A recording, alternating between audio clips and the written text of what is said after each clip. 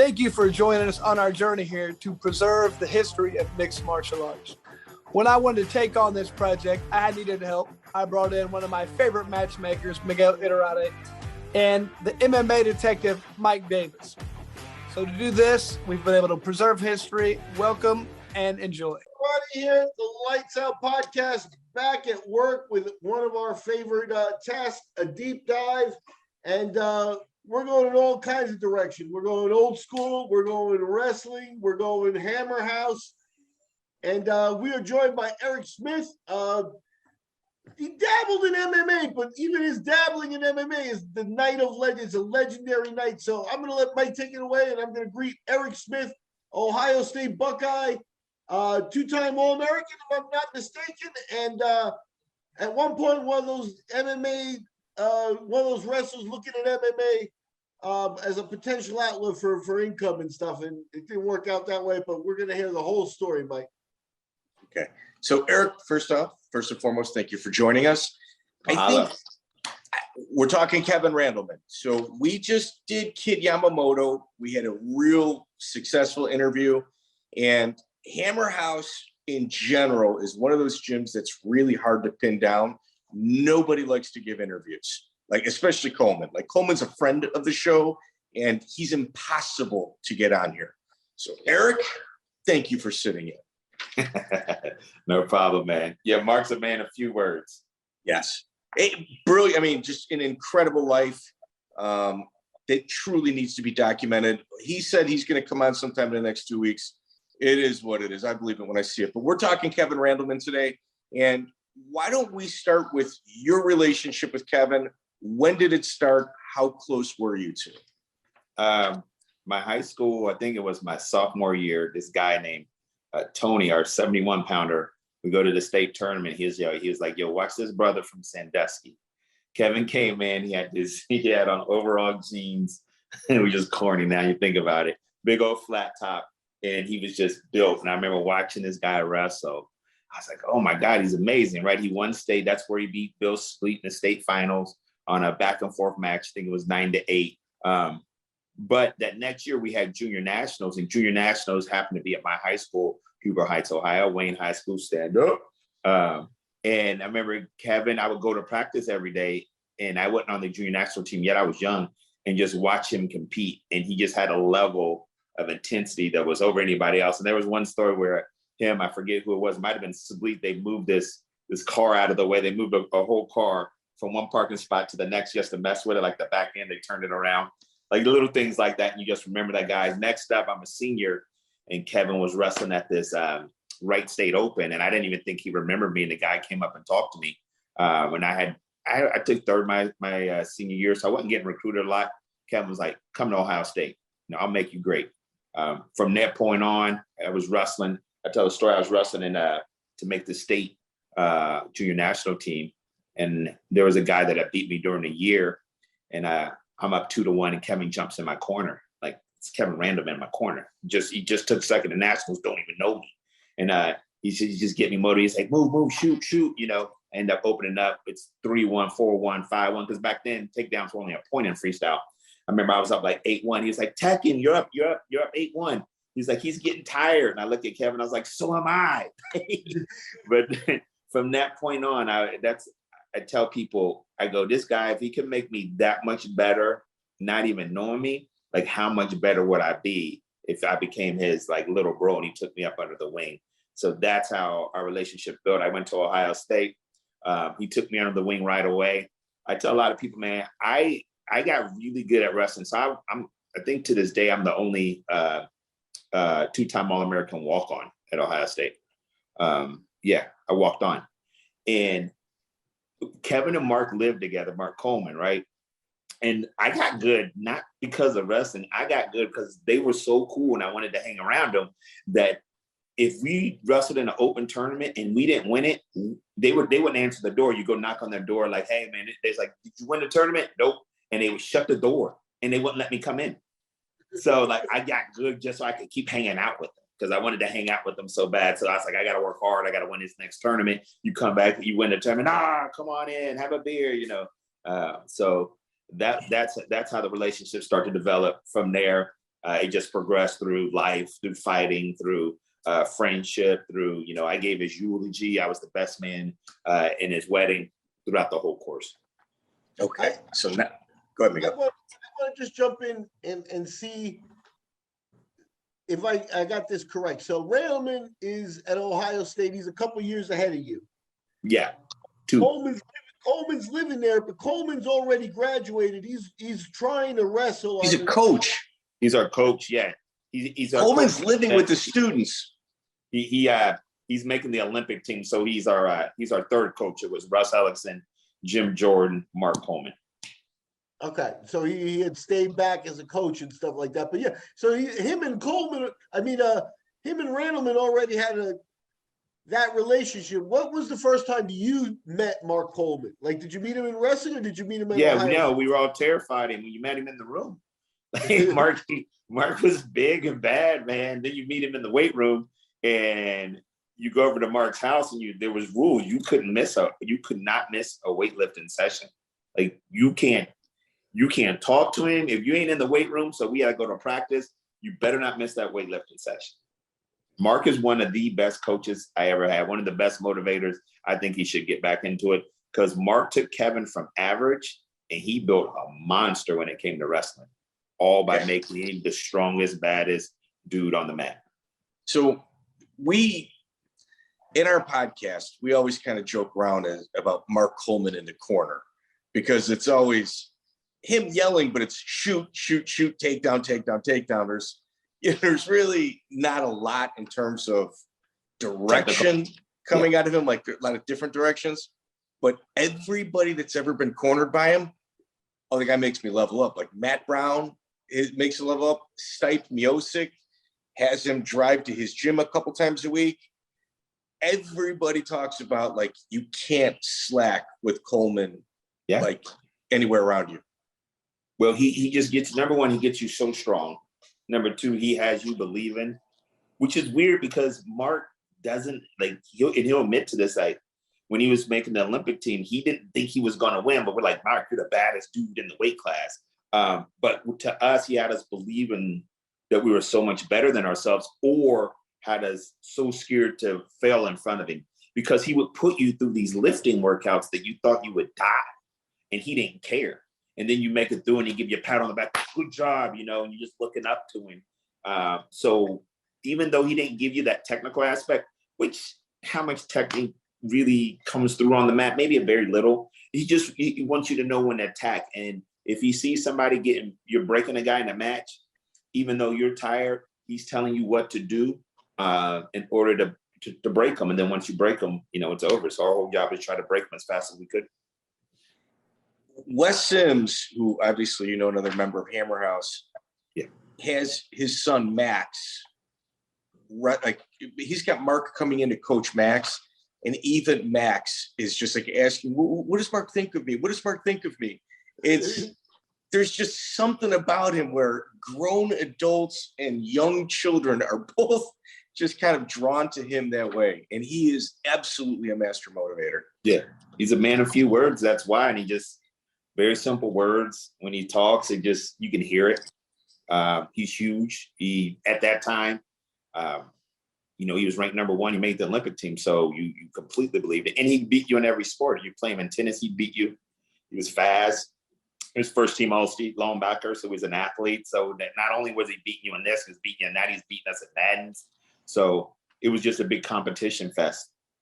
Like something silly we'd race in the car to practice. Mark and Kevin would drive on the sidewalk trying to beat each other. It was insane. When I seen that level of competition, you can't help but get better when you see two people racing to practice, driving, and one of them go on the sidewalk on campus just to beat the other one because traffic stands still. They roll up on the sidewalk, roll up in front of them. You're just like, yo, this is another level. I'm glad I'm here. The other thing about, you talk about I don't want to use the word, some people might use the word simple, but he's not. He's very, very good. Like, for example, in the corner, very cerebral guy too. Like, I've seen him in Brazil, like when other fighters not on his team are fighting and he's in the back with Hinkle and they're about to get trashed, the crowd's against them and stuff. and he would come out and animate the entire corner. Like the corner was a job for him too. Like he did it so serious. He would fight the crowd. You know, he would and his motivation was always, kept it to get on top. You know, punch him in the face. You know, yeah. It's like, just the presence is something that for sure he had early. You know, early the fight. He was good at game planning, and like. So when I fought over in Brazil back then, there was a 120-minute time limit. There wasn't any rounds. So you have to make Eric, let me kind of set the table for this, because that's my next question. June 15th, 1997, Brazil Open. Frederico Lependa is the promoter. Your first round opponent is Pele Landis. So just a little background for everybody. Pele Landis, Cuban national, comes to Brazil. He is the next hot thing. In fact, he beats Pat Miletich a few matches later, when Pat Miletich is currently the UFC champion. It's just outside of the UFC.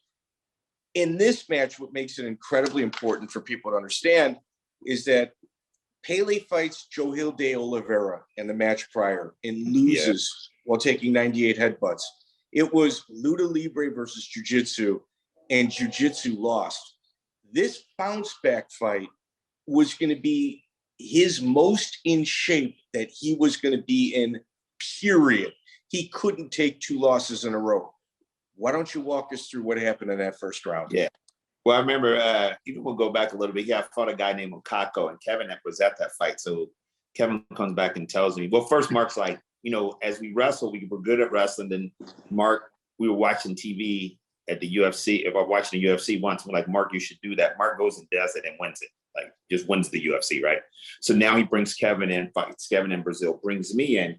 And they were telling me, like, you ready to fight? Yeah, we can't get a fight, though, because remember, there's no weight class. I mean, there's one weight class. So I'm like, I'm not fighting heavyweight. I wrestled 158. I can't fight heavyweights. But then in Brazil, there were the lighter weight classes. So Pele fights Mukako as a battle. It's one of the greatest fights you guys got to watch that. Then he fights Joel. He had knocked out Matt Hughes shortly after our fight too. So there's like, this is the guy you got to fight. He was ranked like 2nd in the world at that time. People were arguing he was number 1. Yeah, except that Joel de Oliveira knocked him down a notch. But it was kind of people like, well, he just had an off night. It was an aberration. Yeah, put him in there again and watch what happens. Yeah. And you're his next opponent. So I go in there. The funny thing about it is, right 2 days before the fight, we go to, like, we're at Brazil. I think the weight class, it might have been 188. No, it was 178. I never weighed over 190. We're going on the plane. Mark is like, eat whatever you want. We just make sure when we get there, you're going to be in shape. I step off the plane. I'm 201. I got to make 178 in like a day. Ended up losing 23 pounds, make the weight. I'm training 2 days before the fight, though, and I'm in a gym. And the Brazil gyms, you guys, like if you're an American, they want to make a name for themselves. So, I got black belts rotating in on me. They got about 7 of them, all jiu-jitsu guys, right? And I'm just crushing them. And one puts me in an armbar at top, and he pops my elbow out. You hear it pop. And I'm like, oh, I get up, I kick him in the head. I'm the only one there. Kevin and Mark were asleep. And I think whoever had drove me there, and I'm about to fight the whole gym because I'm like, yo, what are you doing? Basically, I got to fight in 2 days. Why didn't you stop? But he's trying to make a name for himself because that's how it was back then. So I go back to the hotel room, and Mark's like, I told Mark what happened. Mark's livid, right? He wants to go down to the gym and fight everybody. So they were like, the next day, I wake up, my elbow's bigger. Mark's like, well, you got to fight because if you don't fight, you don't get paid. That's plain and simple. So I got to fight. My first fight ever. Everybody gets warm-up fights besides fighting in the streets in Columbus, which I was undefeated. I got to fight this dude. Like, I can fight, but I got to fight a really trained fighter, right? And back then, you got to remember also, we didn't have YouTube. Like, you just had to hear stories about what they were good at. And I hope you got a video. I have one VHS tape. It was grainy, but all I did was see this guy kick people's heads off. And Pele called him Pele because he knocked people's heads off, man. He beat Anderson Silva in a Muay Thai fight. So before we get to the gym, I remember they're going to take me to get a cortisone shot. And in Brazil, you can get these cortisone shots at like 7-Eleven. And we go to this hospital, and I swear we go down in this parking garage, and there's people laying on these gurneys with white sheets over their hair and it's blowing. It's so dirty. I'm like, yo, I'm not getting this shot here, guys. No way. Like, there's no way. This just don't even feel right. It's just like different world. So finally we get to the place where we're fighting. There's 14,000 Brazilians there. And they gave me the cortisone shot. And it was the first time I ever did cortisone. I'm like, holy smokes. Like, this stuff really works, man. I remember just warming up for that fight. Kevin's like, yo, just stay energized. I was in the best shape I've ever been. Mark put us through a training regimen. He had us pushing up his Montero Jeep up a hill. When we were training, we were trying to get as tired as we can, as fast as we can, and learn to fight tired. Because you don't want to be tired in a fight and not know how to fight tired. That's how things happen. That's when you see people get tired and they just get picked apart because they don't know how to fight tired. And it's huge. Like, it's way bigger than what anybody even thinks. So you people that train fighter, your new fighters, when you get in the gym, get as tired as you can, as fast as you can. Now that's when the real practice starts. Because if that ever happens to a fight, you have to have that muscle memory just to go at it. So I remember before the fight, you hear, like, it was my first time. I've cornered a lot of fights before then, but it's your first time actually fighting. You start hearing the sounds of the gym, and it's, you're hearing the gym, the rings raised, so the boom, boom, boom, boom, boom. You hear the feet hitting. It's just a little bit of a different sound. And I remember as the people were walking in, they were pitting it like Americans against the Brazilians. Dan fought this. Dan got a scrub. Dan Henderson got a scrub. He got to fight. Then I had Pele. Kevin had some guy he had to fight after. Then Tom had a scrub, Tom Erickson. And I think Paul Varlins fought somebody pretty good, I think. He got knocked out by him. I forget who he fought, a big old Brazilian. So they pitted an American against, and they had Kevin at work told me about this. They did this at other fights, and it was always like Americans against Brazilians. So I remember the crowd, they're booing and they're hissing, and Kevin's like, yo, just stay hype, man, stay hype. But what we try to do in a perfect world, Kevin was never good at this stuff. You'd almost want to be super calm, almost like wake up from a nap right before your fight happens, so you're not burning all this wasted energy, right? So I was real calm. And I remember as we're walking to the ring, I started to get a little bit hype. You just want to be prepared. I don't hate the guy. I'm not mad at the guy. I'm on alert. Like, I'm just on my highest alert level. And remember Kevin was like, yo, when we get in the ring, just make sure you look at me. And I remember I go in the ring, my name's announced first. I get in there, I'm screaming, I get booed at. I remember Kevin's like, he's in the corner. He's like, all right, man, either you knock him out or he's going to knock you out. Let's go. And I was like, man, I was hoping he'd have a lot more words than that for me. Like, that's the best speech you could give me. And we had already mentally prepared. I like this about Mark and Kevin. They already had me, because back then you weren't really, meditating, right? So we were meditating before, like, hey, this is what's going to happen in the ring. What are you going to do when this happens? What are you going to do when that happens? Well, Kevin was always getting me prepared. He's like, when you hear that door slam, man, like, you can't go nowhere. It's you and him. We're going to see what you're made of. And I always tell people, that's who you find out who you really are, because ain't nobody hiding you. Are you aggressive? Are you going to take the center of the ring? Are you going to let them come after you? Are you going to be that sprinter out like Masvidal is? Are you going to be a guy that gets, plots and warms up a little bit first? Jones, he takes his time plotting, right? But I noticed I took the center of the ring, and I found out right away he was more scared of my takedown than I was of his kicks. You just count that in your head like, oh, this guy's scared of my takedown.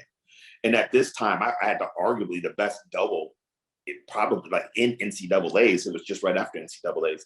And I was like, even if he throws, and this is the difference. You'll see, this is the difference between me and Matt Hughes at the time. Matt Hughes shoots on him.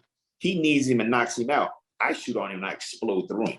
He throws a punch, I double leg, he's slamming, boom, boom, boom. I'm grounding and pounding. I remember Dan had watched this fight. He had slammed this dude and the ref stopped it prematurely.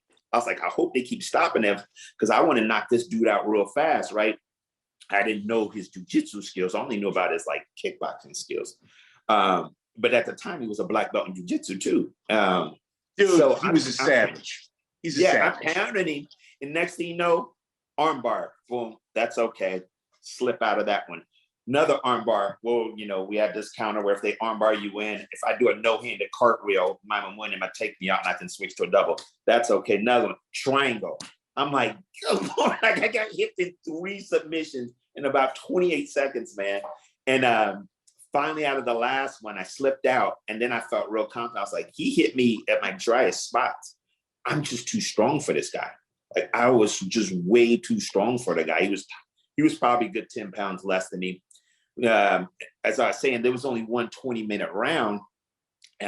We had when we had Mario Yamasaki, who still refs in the UFC, right? He flew over there with us, and he was reffing, but he's Brazilian. I'm like, yo, don't put me up too much. I remember I'm working, man. I'm working. He's in his, like, I'm on top. I'm working, and Mario puts us up. And I'm like, oh, here we go. The crowd goes bananas, because they want to see him get off. Crowd goes bananas. And I'm like, oh, man. And I don't know why I did this, but I kind of suckered him in. I pretended like I was tired. I backed up, and I see him get so excited, his eyes light up. Whoop, double leg again. Boom, slam him down. You can see it. I just like deflated him. From there, you hear Mark goes, bring him over to my corner. Because when I got caught with those 3 submission holds right away, I was in the Brazilian side, like their side, and they were speaking Portuguese. And for some reason, my dumb butt was acting like I could understand it. And I'm trying to listen in like normally doing the corner, like, yo, what's he trying? And he's hit me with stuff. This time I bring him over to Mark's side, and it was just like boom, boom, punch after punch after punch. Mark had me ready. I threw punches for 20 minutes, man, completely exhausted at the time. Ended up getting the W, thank goodness. So with Pele, it's a huge win. Was there any issues directly after that fight? Like in the locker room, promoter? Oh, no. So, yeah, there was a small issue. So, this is back in the day when you got tournaments, you guys. So I literally look at Kevin, I go, take your time. I just fought. I'm exhausted. The guy does something. Kevin gets mad, knocks him out in 2 minutes. Tom Erickson, he's on Dan's side, and they gave him like Tom's a big bad dude too. They gave him a scrub. Tom knocks his guy out in 2 minutes. I'm not kidding you. It was 25 minutes later, max. They're knocking on my door like, you got to fight again. The finals is up. I look at Mark. I'm like, I haven't even came down yet. They want me to get back up. Now the cortisone's starting to wear off just a little bit. The elbow's getting a little bit more hurt. Mark's saying the same thing. Yo, we got to fight. I said, Mark, man, I have nothing. Like, I have nothing. Yeah, no gas in that tank. Zero. I'm like, this thing is going to be quick. But I still think, like, at that time, I'm favored in that fight, too, because people saw me just beat Pele, like you said. And Dan's fight stopped. And Dan kept getting taken down. This is why I shouldn't have watched Wait. We're talking his next opponent, Erc Smith's next opponent. One was Eric Pele Landis. Number 2, or Jose Pele Landis. Number 2 is Dan Henderson. Yeah. Same night. One of the greatest fighters, pound for pound, ever to live. 80% of his matches are outside of his natural weight class. Yeah. Go ahead. And Dan, he wrestled, so he was an Olympian at the time. So I knew about Dan, right? I didn't know he had this one move. So I remember I go out there. This time I'm a lot more dry. The first fight I'm high. Second fight, I even watched the tape of me walking out. I'm like, man, I was tired. But I had at that time, I probably had better hands than him. But I was still new to the fight game. So we come out there and I fake and I jab him and he buckles a little bit. And I'm like, oh, I got this. If I got him on my feet, and I think I'm the best at takedowns, like if my shot is unbelievable, I'm going to win this fight. So next time I fake high, I come with a double, pick him up. He puts me in the head and arm, but I got my arm in. He's got me in a choke. Nothing deep. Like you've probably been in it a million times, man.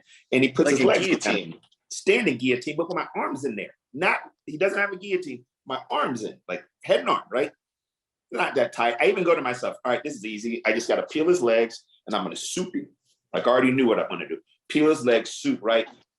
I remember I peel his first leg, I peel his second leg. And then I remember, and I always tell people, this is where I found out who I was as a human.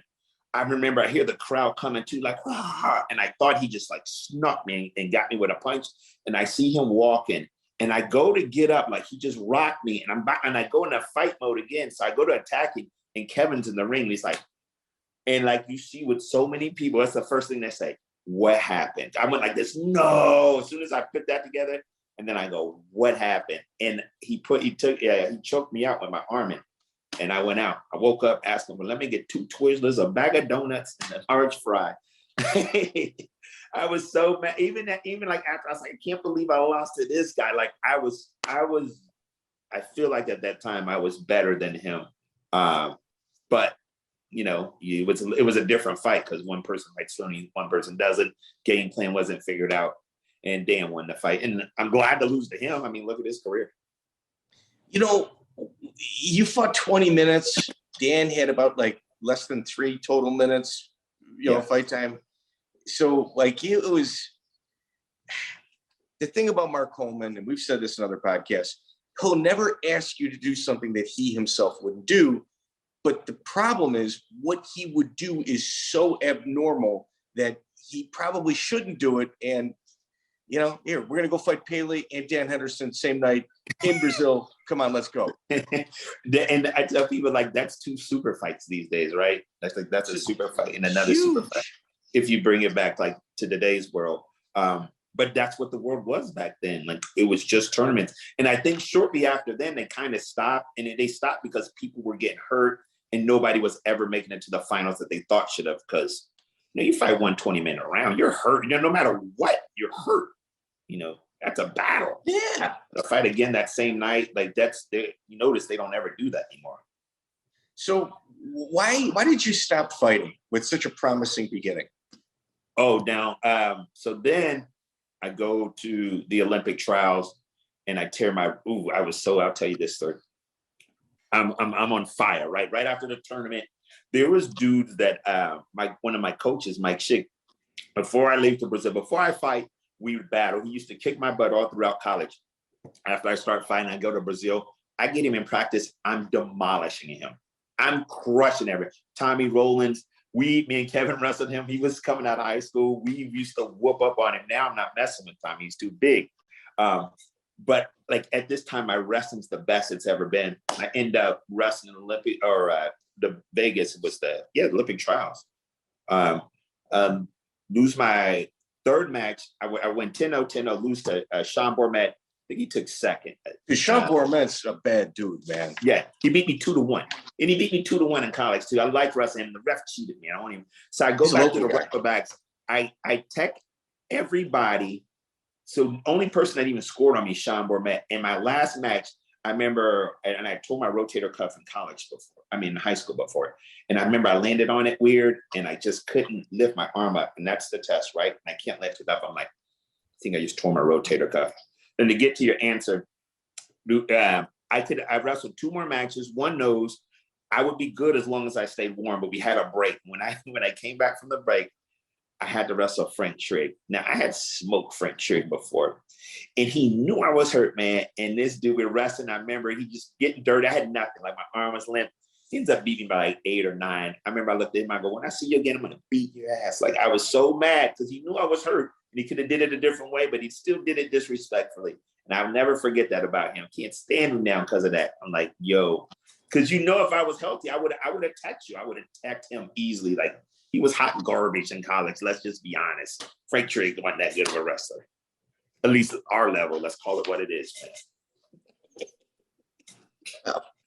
Let's just say your level. Miguel and I would be included in that our statement. So to answer your question, and I said a little bit ago, I tore my rotator cuff. It was a year rehab. As soon as I rehab from it, the fight game still to finish the question. So you guys, if I don't fight, I don't make any money. The winner of that tournament we just talked about made $10,000 rails.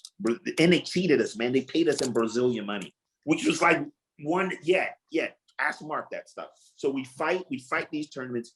You're supposed to get 10K. If you win it, if you lose it, you only get 5K. And then if you get the 5K, they pay you in Brazilian money. So you only made like $3,500 for training a month and a half. And I'm not no dummy. I'm like, yo, I'm making $3,500 for 3 months worth of training. The fight, like the UFC at this time was banned from the United States. Like you couldn't get good fights. You weren't getting any exposure. You're just doing it because you're a tough guy.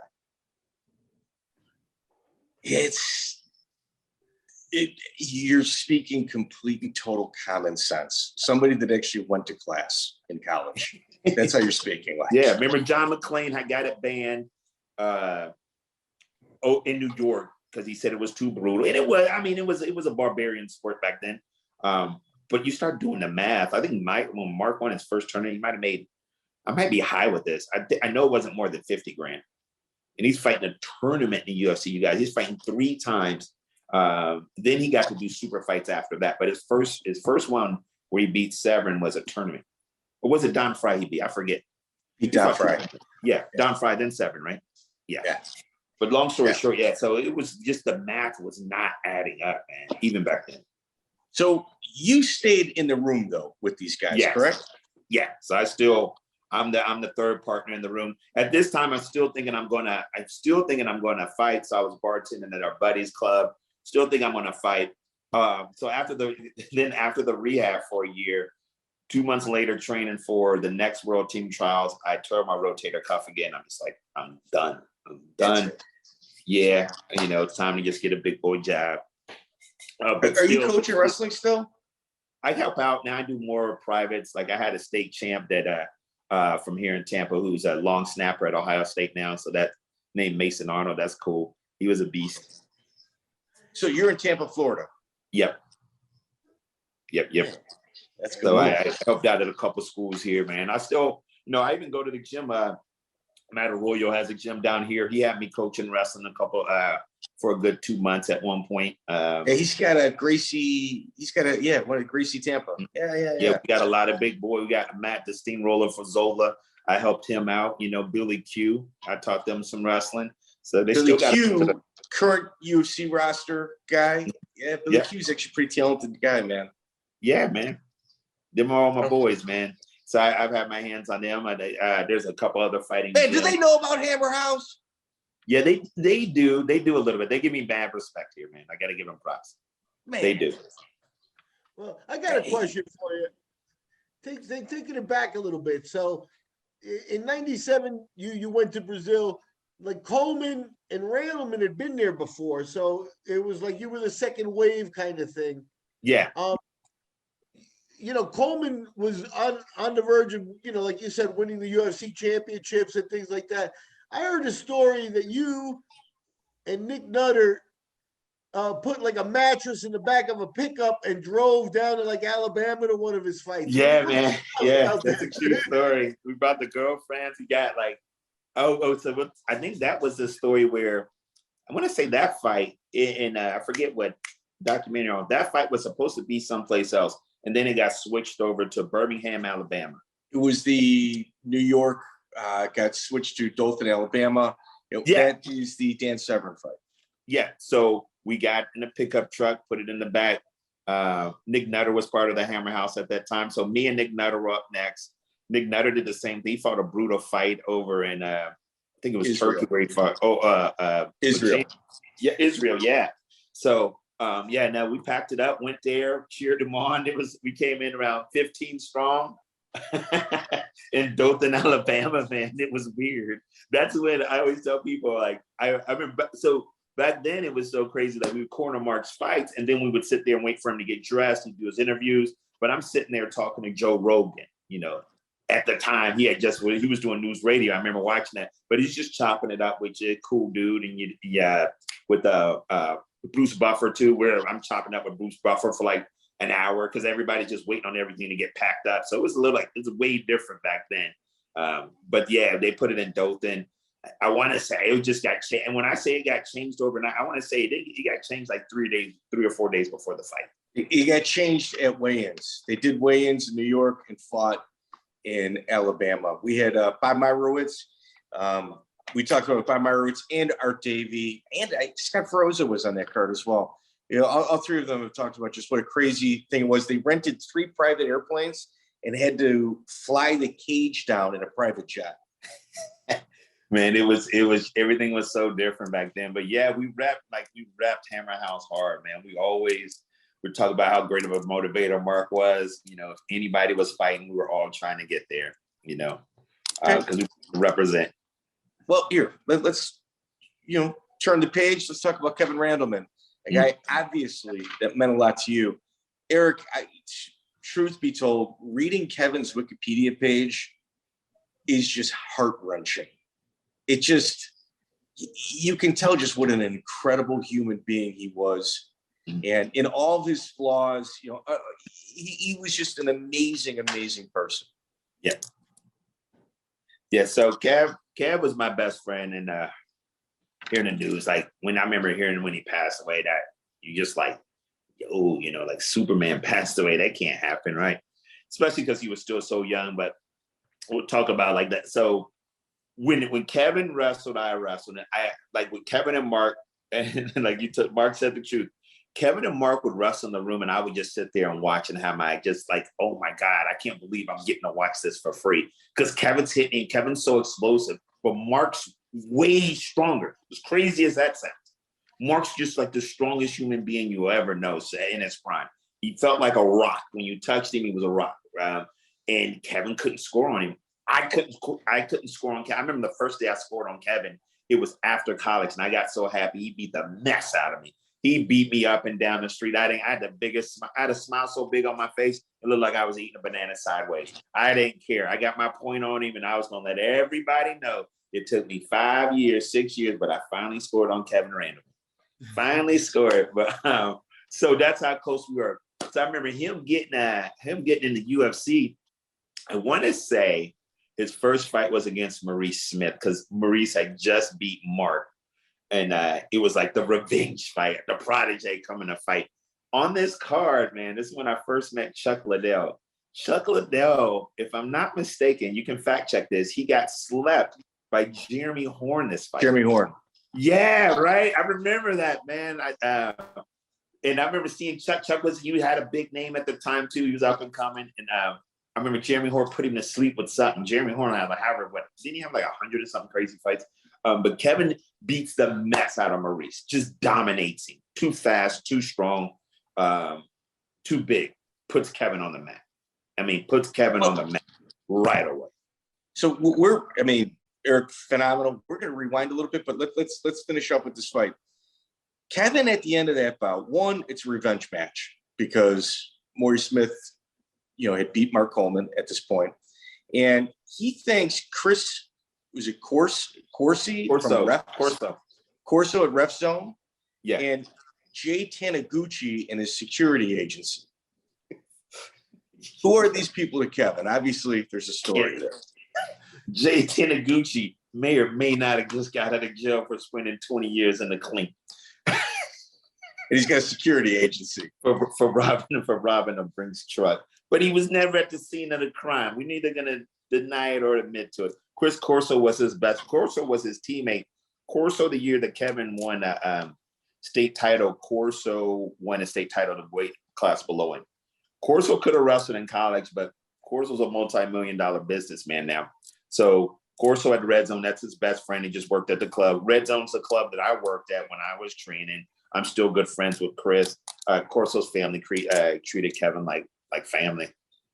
You know, Kevin grew up in a little bit of a crazy household, so he'd go over there sometimes just to lay down. And, and his dad, Mr. Corso, always took him in like he was a son.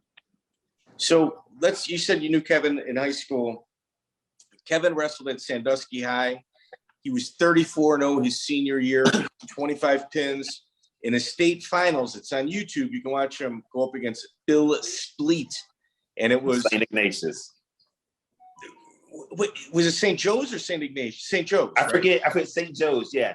No, yeah, he was St. Joe's. The funny part about it, Chris Corso wrestled Scott Petch, who was also a St. Joe's boy. So was Sandusky, St. Joe's back to back. Corso beats Petch. Petch is favored.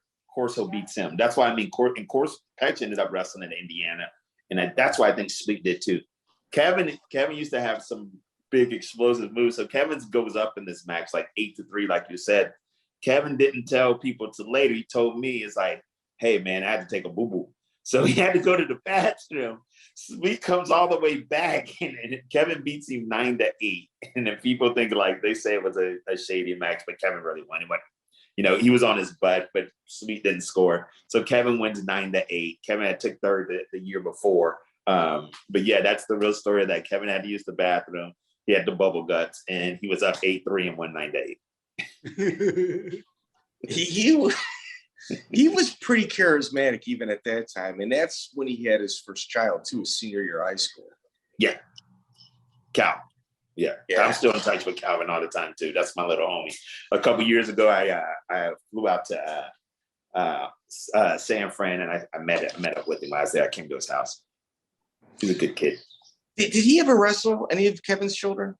No. Calvin played football at UNLV though. Okay. Yeah. Okay.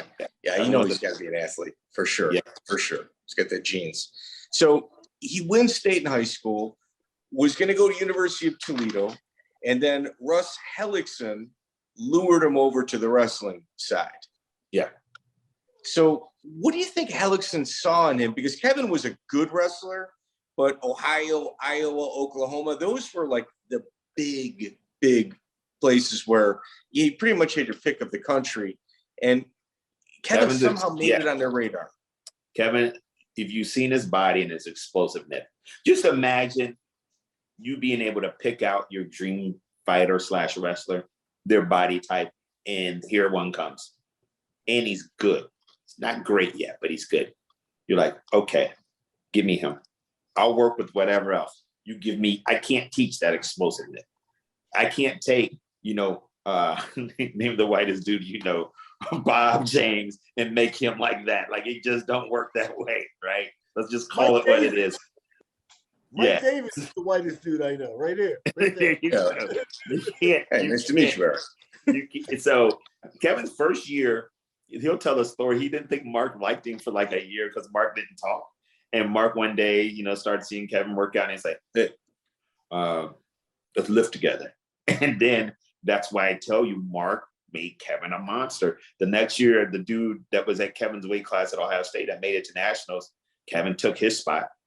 Then after that, any spot Kevin went 160. He lost his freshman year in the finals. His freshman year, it was 1991 NCAA. He took second place against Mark Rieland. Mark Rieland didn't place the next year. Ain't that crazy? Mark Rieland went through some stuff. Rest in peace. Mark Rieland has now passed away. But Kevin, so takes second, goes up to 177 next year. People are like, are you crazy? Kevin's short too. He's not the tallest dude. He'll claim he's 5'12", but he really isn't, right? So he a little bit short. He got to climb up to get down. So he goes up and he takes another dude that made it to national year before spot. People thinks he's crazy for going up. They're like, you're too small. Well, here, let's skip ahead because Mark Rieland, he later became a coach. He recently passed. I think there was some complications of COVID, but he and Kevin had wrestled 4 times his freshman year. How is Kevin a redshirt if he's like his second year of college? His first year. So his redshirt freshman year is his second actual year. Okay. And that shows you like he wasn't a standout his true freshman year. He gets with Mark around halfway through that true freshman year where they redshirted him. And then Mark takes him, gets him hitting weights. And then that next year is his fresh. Kevin was winning matches like 25-7. He was just so explosive that year. So, people didn't know who he was, at the time. So he was just opening up. Him and Mark Rieland's matches were crazy. They would be like 9-8, 12-11. Even the match, if he got put on his back at nationals, if Kevin gets off his back and Mark Rieland's up like 9-2, I'm guaranteeing that match is a 1-point match. I don't know how, but that's how they wrestle. Because Mark also went for everything big, and so did Kevin. So somebody's getting put to their back. All right. So with Rieland, he goes and wrestles a really emotional semifinal match against Charlie Smith, and Rieland ended up pinning Kevin in the finals his redshirt freshman year. Yeah. So they wrestled 5 times. Rieland got him 3. Kevin beat him twice. Yeah. Kevin is he's on fire at this point, though. Like, there's a lot of potential there. Yeah. And that match made him who he was because, there's nothing worse than getting pinned on national TV, and they just lit a fire on him. If he wins that, I don't know if he becomes as great as he is, but that match, losing that, lit a fire on him. That next, I got to witness that the way they lifted weights, the way they performed in the room. We had a guy named Rex Holming transfer in from Arizona who was number 1 ranked in the nation multiple years out of Arizona State. Never lived up to that potential. Comes here and to watch Kevin and Rex go at it. They were both ranked number 1 in the nation. We had Ramon Mendoza, who's passed away. He was in the war. He passed away in Iraq. And He was a huge heavyweight, and Mark, just watching that foursome go at it, I was just honored to be in front of, like, honored to get to watch that as a freshman. You don't get to see that great of wrestling every day. I remember I'd get hurt and I'd still come to practice like, I gotta see these guys compete, man. So let's talk about his sophomore year. His sophomore year, 1992, becomes the NCAA champion. He's 42-0-3, and he goes up against Corey Olson. He actually goes up against Corey Olson his sophomore and junior year. Olson's out of Nebraska. Yeah, and Olson has a mean front headlock. He's a monster too. Big point guy, big throw guy. Kevin's just on another level. Olson goes for a throw. Kevin, like, you couldn't throw Kevin. You just couldn't throw him. He was impossible. He used to teach me how to, and I couldn't get it down. Like, he, whenever he gets tossed in the air, he can throw it while he's in the air. He throws his hips the opposite of yours. So you usually he'll land on top of you. I mean, it's just some crazy athletic stuff. And Olson tries to throw him. Kevin hydroplanes his hips. So when you throw, he ends up coming across you like that. You don't toss him. And he can just move his hips out of anything crazy dangerous. That, and we had a guy, this is what Kevin made him really good at throw defense. He had a guy named Mark Black who made the Greco team. And Mark used to throw us all in practice. So, and I remember Kevin would be like, you like wrestle Mark, and you'd be scared to get in these positions. Like, no, get in those. The only way you'll learn how to get out of them is to get in them. So get in and lock up with a Greco dude. And so the whole practice is me locking up or Kevin locking up with Mark Black and getting thrown. 6 months later, he ain't doing 5 throws. He's only doing 1. 8 months later, you just wrestle the breast Greco guy for 8 months. Nobody can throw you because you're in the position to get thrown. Wow. That's incredible. So let's talk about Kevin's junior year. He's 25-1. First off, why so few matches as compared to the other years? Now, the real thing, Kevin started falling out of love with wrestling because nobody's really wrestling. And what I mean by that is you get about 4 or 5 people that would wrestle, actually physically wrestle. Everybody else was scared to get pinned or tagged. So he's just chasing people around the mat. And he was an angry wrestler. I mean, so the first, we wrestled semesters or quarters at Ohio State. Then he just didn't want to wrestle. Was he ineligible? I don't think so. I don't know. He went dumb, so I don't think he was. But he might have had on academic probation, but he's like, all right, I'm just not going to wrestle for the first. So he comes out for a while. Oh, by that time that happened too. I forgot about that. We were out at Ohio State and Kevin got arrested for punching a cop. They had maced him and he couldn't see. And we'd be on High Street and they had maced him and Kevin was like, I can't see. And this cop grabbed him and Kevin just turned around, didn't know it was a cop, knocks him out. Kevin gets arrested, quits. That's what happened. He quit the university. I forgot. How did I forget that? He quits the university. It's on the news and everything. They're like, national champion quits. We talk him back into wrestling. I knew he would come back and wrestle. Like I said, he just didn't care for it the first semester. So he comes back and wrestles, wins a national title, loses a match on person. The same match he lost to, the guy tied him, this guy named Lenny Green from Michigan, Bigfoot Lenny. And dude wore like a size 14 shoe, man. We used to call him Ronald. You lost to Ronald McDonald, my guy. But Russ even told him, the pressure was getting to him. At that time, he was like on a 67 match win streak. You know, we're 20 years old, 21 years old, 22 maybe. Pressure might have got a little bit to him mentally. And he's like, just lose, man. Just lose. Like, it don't matter, especially if it ain't at nationals. Loses a match and comes back and wins nationals again. Breaks his jaw. I think I told this story before. The national tournament. The week before the national tournament, him and Rex Coleman are wrestling. He breaks his jaw in practice. They had to set his jaw, right? That was, say, on a Wednesday. They go out to nationals on Thursday, or he gets the nationals. He can only talk like this. He can't open his mouth.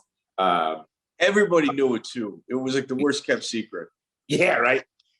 2 things. He knocks it out in a match, and the ref is trying to get in, our trainer trying to get in, can't get it in. And now here, injury time runs out, he loses. He's the defending national champ.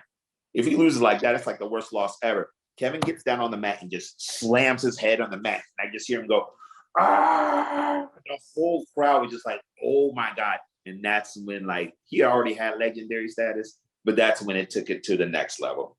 The bad part about that, Corey Olson had this crazy front headlock where he'd be on top. Olson was just concentrating on that jaw the whole time. But that was his move too, man. So he kept doing it. And I know Kevin was hurt. And once he almost flipped him over, and Kevin just it popped out and popped back in. Like afterwards, he told us. But yeah, man. So he goes and wins nationals again, and that's the legend of Kevin Randleman. Like, he was that guy. Like, stuff you would hear people be like, "Is that true?" Like, yeah, he was that guy. So Corey Olson going into his senior year, they always do a little bit of interviews with the guys. You know, Randleman saying, "No, man, I'm pushing myself. I'm this, I'm that." You know, like Randleman is just saying, "I'm ready, I'm here." And Olson's is, "I haven't forgotten a single minute of every single day since I lost the last national title against Kevin. It's haunted me. And every day," you can tell this guy probably hasn't had a sip of alcohol or done anything, abstained from sex, just so he could beat Kevin Randleman. Yeah, we knew that wouldn't happen. Kevin had smoked him during the year too, so that wasn't happening. Like, Olson just deep down knows. Like, I wrestled a guy named Joe Williams, and I lost to him 2-1 in the national semifinal. So Joe Williams from Iowa? Yeah, that's who I lost to in the nationals. Joe Williams, 1993 Mount Carmel graduate, 4-time state high school champion. Yeah, never heard of him.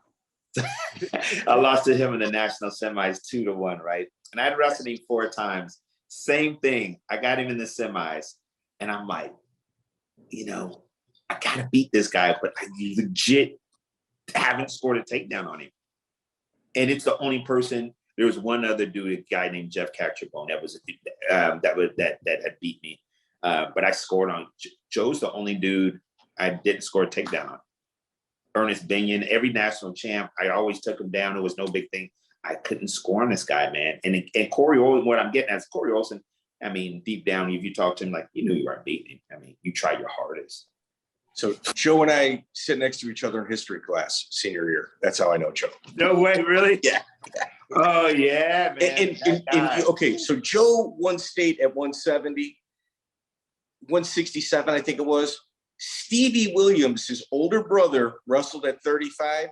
Stevie Williams would take Joe down at will in practice.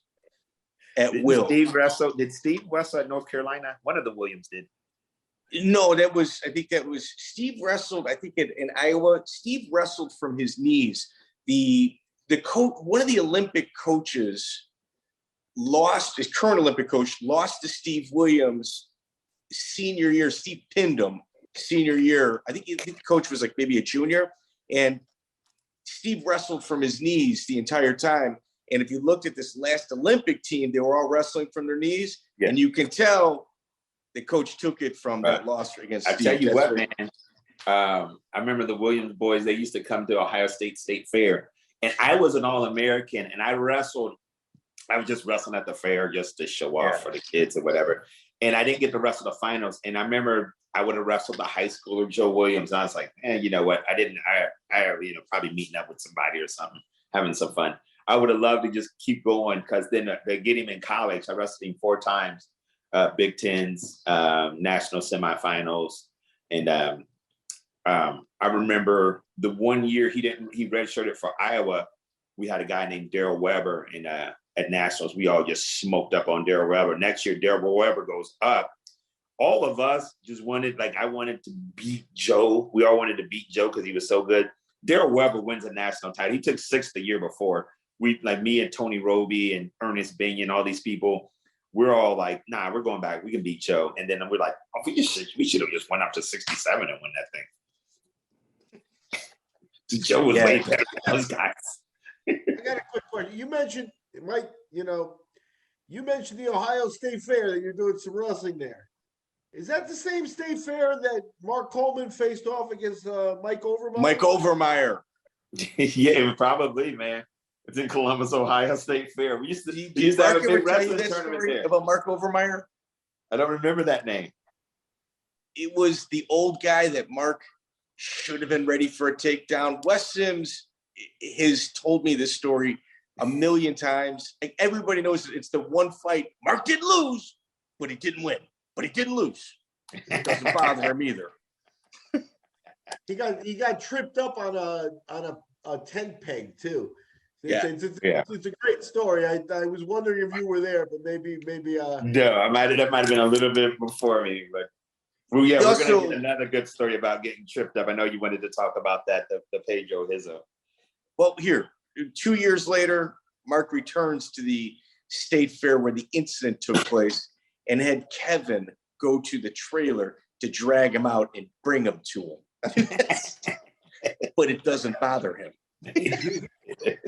Yeah, no, you're right. I remember. So let's talk about Pedro Rizzo. You were there that night that he tripped, and I've got some other fights I'd like to reminisce with you. Thank you so much for your time. That's funny about Mark that you said it didn't bother him. This is on YouTube too. Mark tells this story. So Mark tries to kill Joe Rogan once, right? Joe Rogan and Mark are playing around, and Joe hits Mark with a pretty slick arm drag. And he's like kidding around with him and gets behind him. And Mark can't take that. And he takes Joe and he chucks him and almost chucks him through a wall. Whoa! And Joe's like, yo, we're kidding. Joe tells the story too. Mark tried to kill Joe Rogan for standing arm-barring him on TV. It's all on TV. Yeah. But go ahead. Now, what were you saying about the next one? So let's talk about the Pedro Rizzo the first time. Kevin's warming up in the back. Walk us through what took place. Kevin's warming up in the back, jumping around. Kevin used to do these crazy jumps. He'd do them in a ring. We all know him for him because his vert so high. Kevin was such an athlete, you guys. After wrestling, the Cleveland Browns had him come up and was going to think about he punt return in high school. So they were thinking about doing a punt return. So whatever it was, 48, 40, I don't know. His vert was out of this world. He's just doing some jumps, not those verts jumps. He's walking excited. They have I don't even know what type of pole. It's just a round pole, hits that thing. Feet go from out under him, head hits the concrete. We're talking 2 fights before the finals. They canceled the finals. So how was he completely knocked out? Yeah, he was out. Night. Went to the hospital. We talked to Rizzo, and in our interview with Pedro, which is very emotional as well, Pedro says, we're getting ready. We're going through our stuff. And in comes Mark Coleman. He's like, they almost fought him. He's like, we thought he was in there to try to mess with us, to kind of start something. You know, he's speaking English. Our native language is Portuguese. He's like, it almost went down because we thought this was just kind of part of the game. Yeah. Yeah. Now, and that like the Brazilians, and they're the most lovely people. Don't even take this the wrong way. Like, I remember they accepted me like I was family over there. I loved it. I stayed an extra 3 weeks. I loved it so much. But when their camps are around, like I told you, when I was training there, they try to get their name from fight. They were tough guys too. They were ready to fight. So yeah. Mark goes in there and they're probably thinking it's something because maybe that's how it is over there, where their dojos go fight each other. That's what I heard. That's how I heard. Where did Anderson Silva fight out of? Chute. Oh, yeah. So I remember one time when I was over there, I go to train one day at Chute, and Kevin goes, yo, like, it's a fight right when you train. So just be ready. Like there's no warm up. These guys are trying to hurt you. So right away, you knew sparring was fighting. It wasn't sparring, it's fighting. They put a mask on it as sparring, but no, I'm trying to knock people's heads off because they're trying to knock mine off because they're going to brag about it. So I could see Mark easily going in there and it being that intense, man. But Mark ain't backing down. Mark ain't got no back down in him. No. No. So yeah, that happened. Kevin comes back. I think they scheduled a fight, months later, and Pedro really didn't have much for Kevin. It wasn't the most exciting fight. Kevin just dominated it. Pedro didn't have anything for him. Like at that time, you guys got to remember, I'm talking to the crowd now. Like at that time, people were only good at their craft. There was very few people that were good at 2, 3, 4-dimensional. Like you weren't finding a great jiu-jitsu guy that could box. You weren't finding a good wrestler who was also good at jiu-jitsu. You weren't finding a good kickboxer that couldn't get taken down. Everybody had their weakness. Wrestler's weakness was sometimes your jiu-jitsu guy who could submit you. Jiu-jitsu guys' weakness were kickboxers. Kickboxers' weakness were wrestlers, right? It was like, and Pedro was a kickboxer. And we're like, and with Pele, he was a kickboxer. We're like, this is an easy fight for us. Hey, count it. It's an easy fight. Because your kicks, we were so explosive and strong. Your kick cannot warm up. And I can tell you, I'm going to shoot in 3 seconds. And you won't be able to kick me. You won't have enough power with it. I'll eat it. You'll probably hit your knee right here on my chest. And then I'll take you down. And then you can't get up if we don't want you to get up. It's that simple. Back in that day. No, don't you think now looking at it, as a little guy, you're playing a more like it's like they're more skilled jiu-jitsu guys at your weight than at Mark's weight. Like you were that's a dangerous strategy for you. With that. Now I didn't remember when I fought Pele, I didn't even know he had any jiu-jitsu background. I just thought he was like a Muay Thai kickboxer. Because Joel, like he was telling you earlier, he was known as the jiu-jitsu guy. And then not Bandele, Wade Ishmael was a good what's Ishmael's first name? He was a really good Waleed. Waleed Ishmael. Good bud. He's one that took me under like a champ. He was really good at jiu-jitsu. So I was looking at mostly those guys that were good at jiu-jitsu. If I would have known what we were really good at, though, I was really good at not getting submitted. Like I just was really good at seeing the submissions coming, keeping a wide base. Who was the Hammer House Jiu-Jitsu coach? Nobody. Nobody. Who do we have back then? The VHS tapes? What's that? Some VHS tapes? Yes. There was nobody, man. It was nobody. Like we just figured it out. We would try jiu-jitsu moves on each other. I don't really remember a jiu-jitsu gym in, because you got to remember Gracie Jiu-Jitsu wasn't around then. Only Gracie was around. There was no Gracie Jiu-Jitsu. Let me ask you, part of Mark's swagger and Kevin too, and maybe you could tell us a story is, what they didn't know in submissions, they made up for in, hey, I've been 2-on-1, 3-on-1 in the street, and I don't lose on the street. Just tougher. And back, that's exactly that.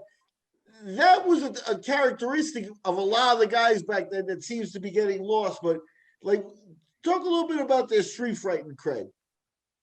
Well, that's how I got initiated into the crew. We was at a bar once, and Mark looked at me. He was like, "You tough? Yeah. Go knock that guy out. Big old white dude." I'm like, "Man, I don't even know this dude, man." But luckily, I got one of my good friends, Jermaine. We fought a lot in high school. So I had to go like pretend the guy bumped me. I remember I looked at him. He was this is college in Ohio, so everybody fights all the time. He looks at me and he's about to swing, and I just catch him with a right pow, caught him cold. He looked at me, he took 2 steps. I was like, oh shit, right? Second step, he just drops. I'm getting kicked out the club. They're kicking me out. I'm like, yeah, I can play the Coleman and work now. And they're like, yeah, baby. You know what I mean? Get kicked out the club. I don't care. But Kev was notorious. I remember the most notorious fight Kevin and Ramon Mendoza fought this guy named Dooley, and I forget the other football player's name. And this is why the wrestlers and football players don't fight anymore to this day. It was like 1991, and this big football player bumps Kev, and Ramon's our heavyweight, so Ramon's huge, and they're getting into it. And then, the football players ain't backing down. They was like, get your biggest one, we'll get our biggest one. We picked Kevin and Ramon. They got Dooley. I remember Kevin double legs him, of course, just starts mauling him. Ramon takes the other dude, massacres him, and breaks a table. Boom, and that was the one everybody all the football players was just like, nah, we ain't messing with them no more. Then after that, like, we just didn't get messed with on campus. There's stories. One of my buddies, who's a lawyer now, Rocky Radleman, he tells me a story, because Kevin and Mark brought me up, like, if a wrestler got jumped, if a wrestler got messed with, we go find the people that mess with them, because we can't have anybody walking around thinking they beat up a wrestler. Right? That ain't gonna happen. So Rocky tells me a story that he's talking to some girl at this club that we used to go to on campus. And he's like, this bouncer was just chirping at me and he's yelling at me and he's about to kick me out. And he goes, you walk up, and he's like, you go to the guy, hey, we got a problem? And the dude looks at you, he's like, oh, no, we ain't got no problem. I don't remember these stories, man, but I get a lot of these stories that people tell me. I just always have my teammates back. And I think we fought a lot where people just never wanted to mess with us. They already knew what it is. Coleman really enjoyed street fighting, though. Can we agree on that? Coleman, Kevin more than Coleman. Kevin way more than Coleman. Coleman at the time I caught Coleman, you got to remember he's a coach now, so he's not fighting. So I didn't get to see his street fighting prowess like in college. I caught him as a coach, so he wasn't fighting because we all fought for him. What's the use of Mark fighting? Mark almost got us jumped by about 60 people once, though. That's a true story. I'll tell you about that. It's there was a black fraternity having a party in his development that he was living in, and Mark goes up, parks in his car, right? Parks his car, and this girl comes out, and she's yelling at him. He goes, "Shut up, you babe!" Right? She goes in and tells the whole fraternity. They come out. It's 60 deep. It's me, Mark, Kevin, and Ramon. The only thing that saved us, two things saved us. This is how you know Mark was real cool. One was that we were up on 2 steps and nobody wanted to take the first punch from Mark or Kevin. Because we were like, I'm like, we ain't getting out of this. No. The second thing that happened, these cops come up. Now you got to remember, it's a whole black fraternity. So 60 brothers. Me, I'm black. Kevin's black. Mark's the only white dude in the whole area, right? That's arguable. The guy looks at arguable. Yeah, the guy looks at Mark and goes like this. Now, we're just about to fight. We're just about to get jumped. He goes, "You guys got a problem? Mark, you okay? You got a problem?" He's like, "Nah, man, we're just over here chopping up, telling jokes." And the whole crowd just looked at Mark and did a 180. They was like, he's like, "You sure?" He's like, "Nah, man, we're just cracking jokes real quick. You know, we ain't doing nothing. You're good, officer." Officer leaves. We became such good friends with them. Next thing you know, we're at the party kicking it. Like, just almost got destroyed. Ask Mark about this story. Now we're at the party kicking it, man. Mark's a trip. He's a trip. Let's talk about Brazil. Talk about Brazil. October 22nd, 1996. It's an 8-man tournament. Kevin goes up against Luis Carlos Maciel, Giza Kelman, and finishes with Dan Bobish. That was the easier of the 3 tournaments. That one, they all went kind of long, though. I want to say like 10 minutes, and Bobish. We knew Bobish was going to get tired. He was a big old American. This is where, back in Brazil then, you would be fighting in a boxing ring, and the dojos would come in deep, and they would be right on the ring. And if you fell off the ring, the dojos were pushing you back in the ring. It's the craziest scene I ever had. And they, if you had a couple Capoeira guys, hold on real quick. You're good. They would just start to say, and like the music and that like everything about that whole environment was amazing. But that was Kevin's first tournament, and that's when he fell in love with fighting. It was just the raw nature of Vale Tudo. Like, if you only seen UFC and you haven't seen Vale Tudo, go watch some of these fights and just see the energy in the Brazilian culture. And then one, like they would always put the Americans against them. They would go find us in that, tournament style fighting where, Kevin's got an eye this big. In the second fight, I'm pretty sure you're going to bring up the next time he runs through the tournament, but this time he fights a guy named Carlos Barreto. Here he starts with, he wins that tournament March 3rd, 1997. It's University of Vale Tudo, number 6. He starts with Ebenezer Braga, who was good.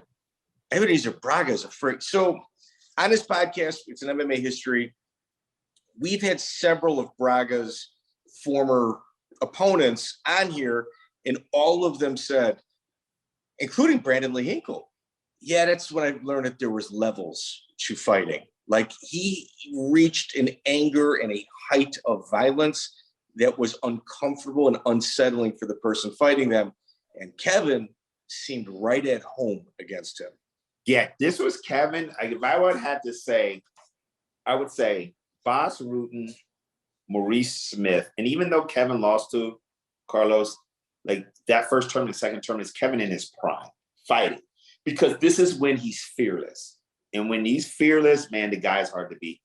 He probably didn't know a lot about Braga. And Kevin had just won a tournament, so he's on cloud 9. And he's just trying to take people's heads off. Braga, I know for sure ain't ever fought no freak like that, because Kevin was just picking him up like they be accepting. Kevin just picked him up and slammed him down. Let's talk Braga about Braga had no quit in him. Braga is an absolute savage, right? One of the top 5 in the world at this point. But also, it's hot. Like you said, the crowd's right on top of you. The Vale Tudo guys are running around the ring, so you don't even really have your own corner. In the opening, you think you're going to fight them at all? It's like you're almost fighting everybody all fight. It's just weird. Yes. You know, so you're zoned in to your corner, but you're also like, these guys are close. You know what I mean? And calls, you know, people are, a lot of people are falling through the ropes, and you just see them just shoving you back in, like shoving you, man. And you're making sure nobody's trying to get a cheap shot. You know, I didn't see one, but you still don't know. Like it's just too crazy. And I remember him winning that fight. That fight lasted longer than because we didn't know who he was. That fight lasted longer. Then he won his second. Let's set the tone. The opening lockup, when they first came together, Kevin shucks Braga through the ropes and out of the ring. Yeah. So you're already in this Thunderdome where you're walking in as the enemy, and Randleman shucks him off and just walks like, man, I had no idea. Man, sorry, my fault. Like, yeah, they're whistling, you know, they're signed for booing, you know, and that was a crazy night. And then wait. Also in this bout, I apologize, Eric. In this bout, whenever they get to the ring, like close enough to the ring apron, Braga's people from the outside are pulling him out of the ring in order Kevin, so that he can get stand-ups. I'm glad that you brought that up. I did forget about that. So Kevin would take this guy down easily, but every time the guy wiggled to the ropes, because what else? There's no cage to stop you. You know, sooner or later you're probably, and they were pulling him out, and Kevin's trying to pull him back in. And I remember it was a tug of war. I'm glad you brought that up. And I mean, that was another part of the night. I actually forgot about that part. It's another part of the night, just like you can't control. That was the one time I felt like we were fighting everybody. You were fighting the judges, we were fighting the corner, we were fighting the crowd. And I want to say, if I'm not mistaken, I don't remember, was Bobish there? There might have been one other American. Maybe Good Daddy Goodrich. There was one other one, but like there just weren't a lot of Americans, and you felt like, you know, at any time things can go south. And Kevin handled it so well. In the ring, he was at home. Outside the ring, we kind of guarded him from that. I don't know if I would have to ask him now. He probably would say yeah, but you know, he would go right back in and get some rest. But it was tense. I think the main event that night was actually Dan Severn. Was it Severn? I feel like, I don't know why I think Big Daddy Goodrich was there. Maybe I'm thinking of a Pride event. Who knows? So with Braga, Kevin was very respectful of the referee. If the referee said break or stop, you say whatever it is you want about Kevin Randleman. He really wasn't a rule breaker. Like, he legitimately listened to the referee, and he would stop, and then Braga would start throwing vicious elbows to the back of the head, or even trying to upkick anything he could, because he was so frustrated with Kevin. And it didn't even bother Kevin. I want to say he caught him with the cheap upkick that and elbows to the back of the head. Yeah. Dude, it's one of the dirtiest, filthiest fights ever. And at one point, it's not during this match, but so Kevin beats Braga, which is like a huge upset. And Braga beat Brandon Lehinkle. I mean, Braga's one of the best in the world. Yeah. And went over Jeremy Horn as well. He beats Mario Neto, who is actually in Liverpool right now. He's got Wolf Slayer Gym, which is turning out world-class athletes right now. Wow. So Kevin's got two studs, and he meets Carlos Barreto. During the Barreto fight, I can't believe Mark didn't fight not only Barreto's corners, because they kept running into his corner and yelling. But the audience, somebody threw a beer at Mark, and Mark challenged the whole section. Yeah. Turned around. Yeah. That fight, that was a weird one. That one, I think we were just like exhausted. Like it's hard to fight, but to fight in those conditions, you're explaining it perfectly. The fight in those conditions, and it's probably hot, I don't know how to explain. It's like a movie. It's really like a movie. You're in it, like you're in the Thunderdome. It's hot. You're both sweaty. You're at a tournament. You have fought two tough guys. You know. Well, here, let's talk about it. 20 minutes against Ebenezer Braga, 11 minutes and 36 seconds against Mario Neto. Oh, two world-class competitors. And he winds up with Carlos Barreto, who some say at this time was top 3 or 4 in the world. Yeah, he was, never got to the UFC. He fought Carlos Barreto for 22 minutes and 24 seconds. Yeah. An hour of fighting in one day. And I thought we were winning. I just didn't know how we were going to win because there was no time limit and we weren't good at submissions. How are we going to win? We got to hope he just gasses.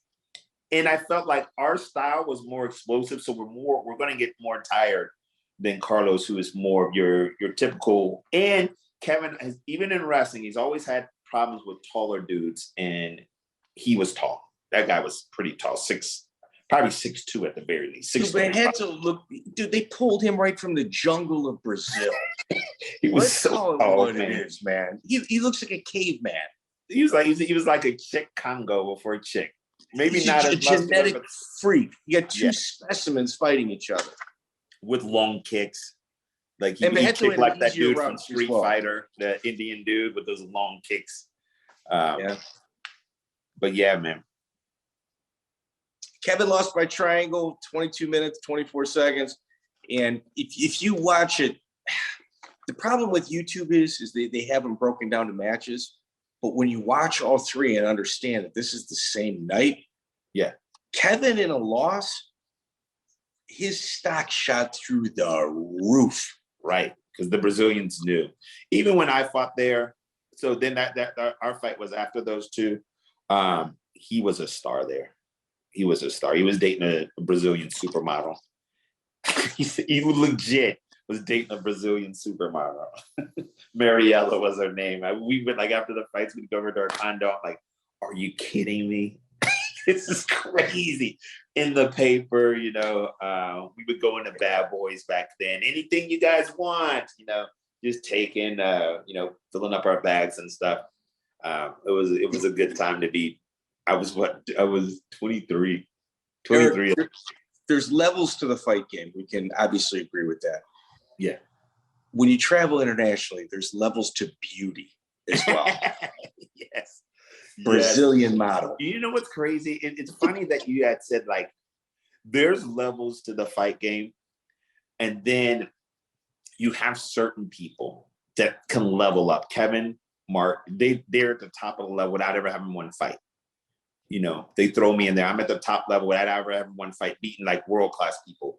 Once again, my buddy Mike Emerosa, who's actually, he wrestled at Hofstra, he's a VP. No, he's a CEO of a pharmaceutical company, and he hates, he goes like this, because you brothers are so athletic and explosive. You understand what I got to do to be able to do what you guys do?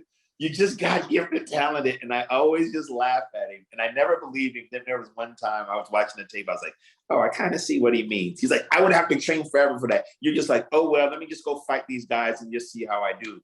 And like when we say there's levels, Mark had us already believing that we were at the top level. That's one thing Mark does. Like he has you so prepared. I don't care who I'm competing against. I'm competing at the top level. I had to wrestle Kevin Jackson after he had won an Olympic medal. And I looked at Mark like, I'm gonna win. And at one point, this match was 1-1. There was like 30 seconds left. And it's the only time I tell this story. It's the only time in my life I'm like, I can win this. Like I'm legit going 1-1 with the Olympic gold medalist. And if I win, he's out of the tournament. We're like the 3rd round of the Olympic trial. Like it ain't supposed to be like this. And, you know, he gets a late score on me, kind of iffy, you know, they want him to win. But I remember he goes up to Mark afterwards. He was like, how did that guy not win a national title? He, you know, like Kevin was giving me mad props and I love him for that. But like, that's the level that was after. Remember I told you there was wrestler Eric before fighting. After fighting made me so much of a better wrestler that it was crazy. Because it just kind of opened up your pathways to just different angles. There's a story that Kale Sonnen actually DM'd me on my Twitter once saying, hey man, I tweeted at him. He's like, hit me in the DM. He's like, hey, I really respect you. I followed your whole career. because I wrestled him once. But Kel tells a story about Matt Lindland. Remember Matt Lindland? Of course. He's wrestled this Cuban, and Matt was a really good wrestler, and he was Olympian too. And so this Cuban used to smoke Matt. He goes, for some reason, one time during a match, something happened and they were getting into a fight. Matt goes, meet me outside, right? And the Cuban backs down.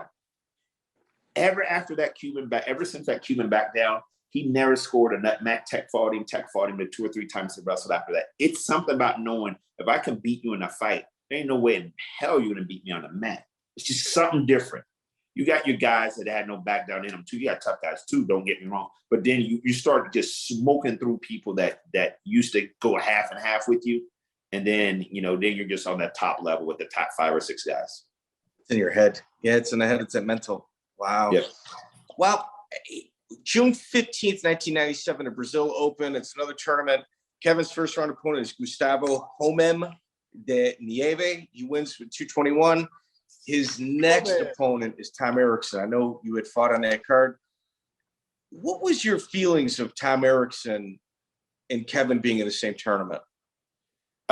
We liked Tom, so we didn't like it, but we thought Tom was just a big old clumsy guy.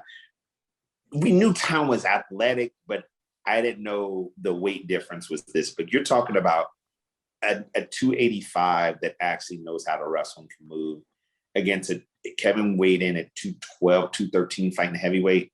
And it wasn't that one, I have to say, it just wasn't a fair fight for any better word. Just the size difference was too big. And Kevin goes to take him down and he doesn't move him. Now you gotta remember, we're not great at our other crafts just yet. This new to the game. So a wrestler's gonna have to be able to take a dude down the ground and pound him, right? Well, you can't take him down. How are we gonna win? So we gotta win on our feet. Tom Erickson's reach was out of this world and just catches Kevin, has him in a standing guillotine, lets him go and just catches Kevin with a 1-2. Knocks him out. I remember they tried to bring in the gurney, and Kevin's on it for a second. He goes, get off me. And we walk back to the triage. Say it's a good 5-minute walk, right? And we're sitting there, we're just talking, we're sitting there. I just got beat up. He got beat up.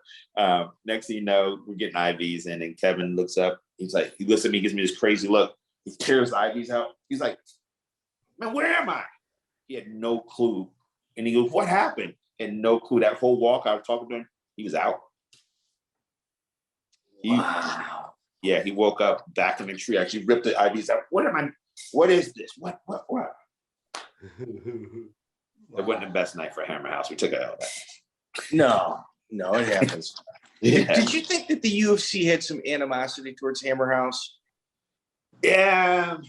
I think it's the same as always. Kevin used to yell, like you said, used to mess with Meyrowitz.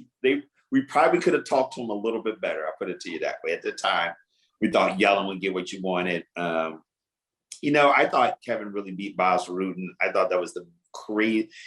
Think about this. Kevin breaks Bosse Rutten's nose in a fight. I don't know who was cornering it. It might have been Big John. They stopped the fight. They checked Bosse Rutten's nose.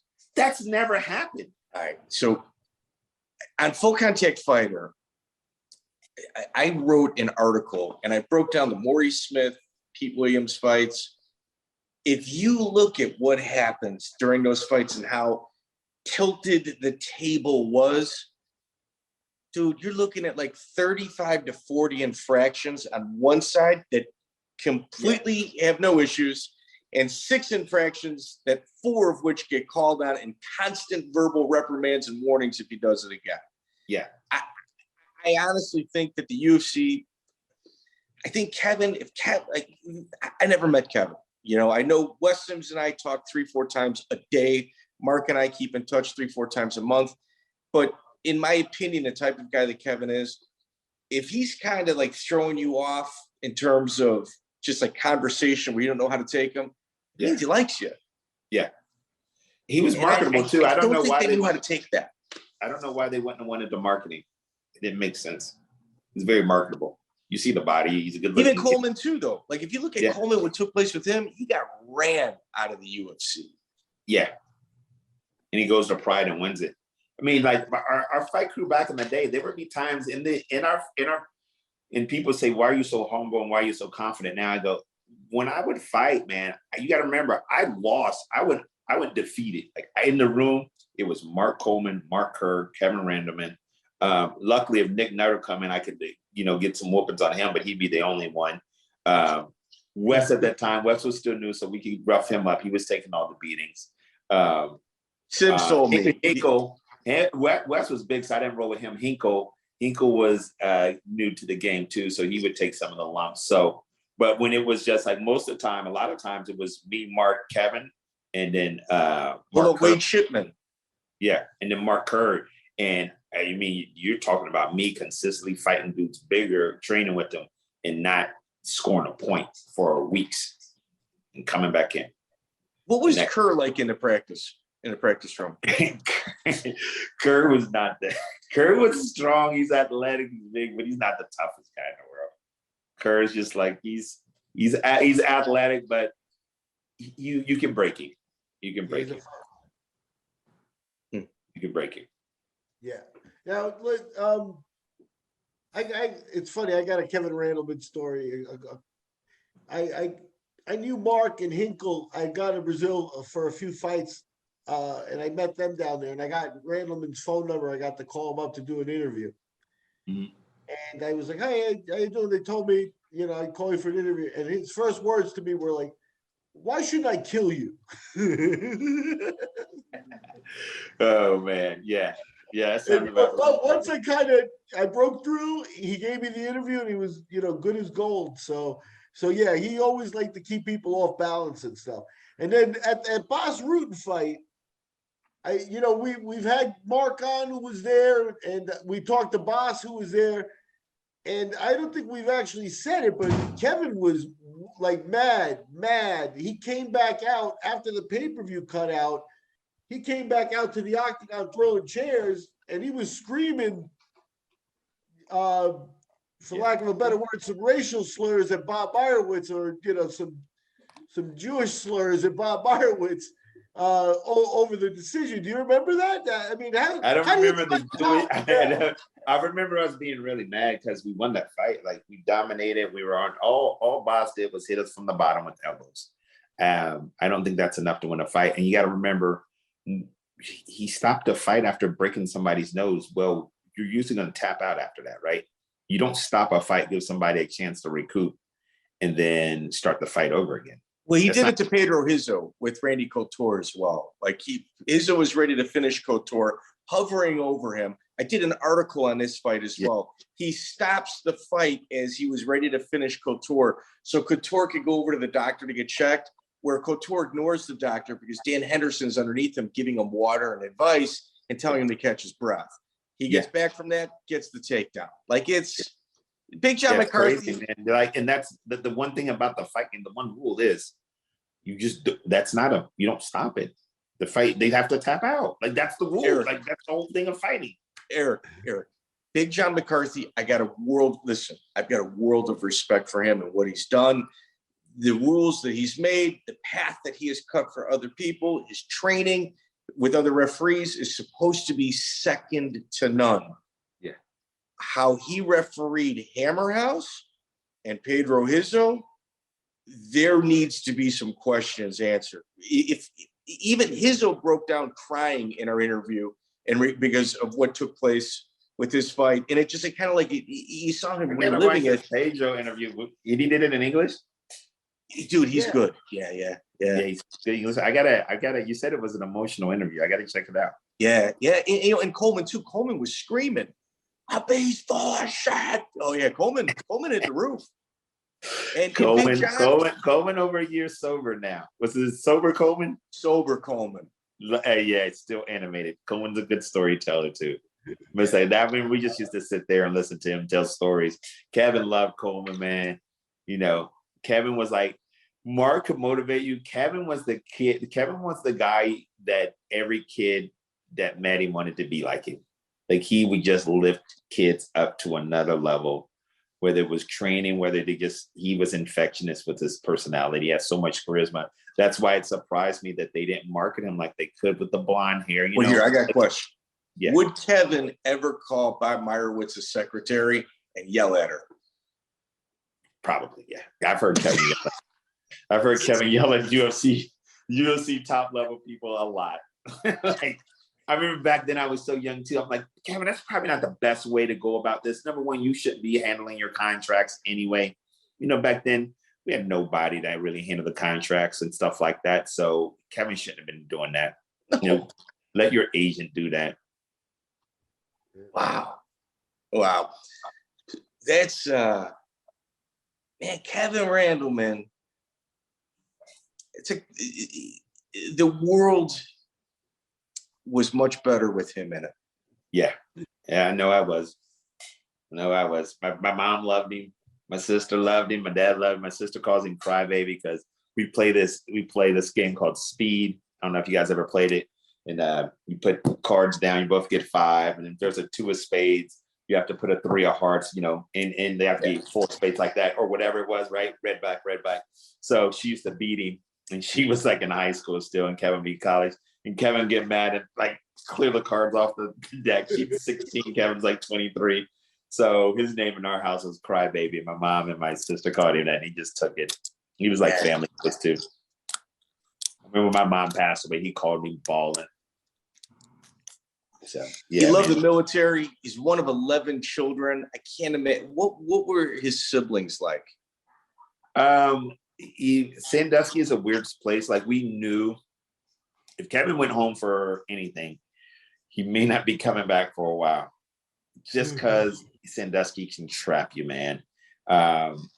His siblings, I know Jason, his sister Erica, she's good, but a lot of them, Troy is good. A lot of them, he really didn't talk about that much to me, and I never brought it up. I figured if he wanted to talk about it, he would. So, I don't know too much about him. So in the documentary Rites of Passage, he was in the extras. And, you know, Eric, you said you talked about your matches with Joe Williams, your matches against, you know, Kevin Jackson. It takes like a lot of just fortitude to talk about, just like, hey man, no, I was just this much short in it. It takes a lot of fortitude, but you take it to levels that Kevin did in his just incredible, brutal honesty, where you can look at me and I don't care how you feel about what's about to come out of my mouth. If it can help you, good. He talked about being sexually abused as a child for the world to see. Yeah. He told me that story. We got close. What a leader. And, yeah. He told me that story. What a leader. I mean, that's a person saying, you know what, man, world champion. The guy wore the UFC strap. Let me tell you where my pain comes from. Yeah. You got it. That type of honesty. There's another story where a cop held him up against a car and put a gun in his mouth. You know, the guy fought some demons, man. Caught him, nigger this, nigger that. Had a gun. Well, in Brazil, they're making, you know, monkey noises at him. Yeah. And they look just like us, which is just weird. Half of them. Right? Crazy. Like, you come over to America, you're gonna get the same visceral we are. I don't care if you're Portuguese. I don't care if you're Brazilian. You look just as dark as me. Yeah. It's weird. Yeah, the type of human being that without hesitation talks about things that hurt him, like deep personal things that you might only share with a partner or a therapist. Yeah. Like, that's what stands out to me. Like, wow, that's the type of guy Kevin Randleman was. Yes, he was, man. R.I.P. big man. Jesus. Yeah, for sure. No, and as far as his pioneer status in MMA, I think him and Coleman, you know, 1 and 2 kind of thing in terms of, yeah, they were wrestlers that came over, but a lot of wrestlers, you know, tried it, didn't like it. Like, you know, great wrestlers, Rieland Gardner, you know, think like real top notch. Kenny Mundy, Kevin Jackson, Kenny Mundy fought. Royce Alger fought. Townsend Saunders. Saunders, yeah. You know, a lot of them just got mopped up real quick. That's the one thing. If you were a top level wrestler, there was no warm up fights. You're fighting top level people right away. So let's see who you are. Everybody has a plan until they get punched in the face, man. That's right. What about Kurt Angle? Did he ever show up at Hammer House? No, I wish though. Kurt was bad to the bone. Kurt was a bad to the bone wrestler. He's one of my favorite wrestlers ever. Like collegiate wrestler. So no, I never. If he did, I didn't see him there. He was already. He might have already been WWE though. He was WWE shortly after he won his gold medal. I had heard that Pride was championing him for a while, and they almost got him. Maybe even during then, one of his WWE negotiations making over there. Because he actually cornered Kevin. He was not cornering. He was in the back room of one of Kevin's Pride fights. I think it was the Fedor fight. Might have been. I know Chuck was at that one. Wes might have been that one. Yeah, I think Wes was at that one. I wasn't at that one. Yeah. Wow.